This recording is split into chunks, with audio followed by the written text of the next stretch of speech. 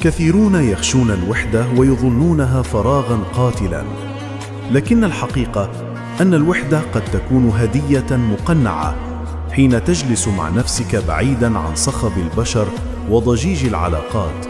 تبدأ بسماع صوتك الداخلي بوضوح.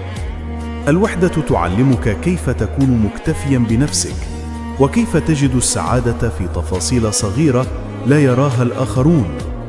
إنها المساحة التي تنضج فيها أفكارك، وترتب فيها فوضاك الداخلية، وتتعلم أن وجودك لا يعتمد على وجود أحد بجانبك.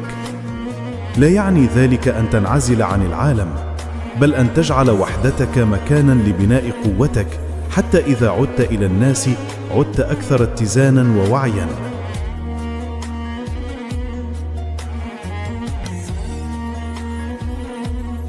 الكلمات ليست مجرد حروف تقال وتنسى، إنها أسلحة قد تجرح أعمق من السيوف، وقد تداوي جراحاً لم تلتئم منذ سنوات.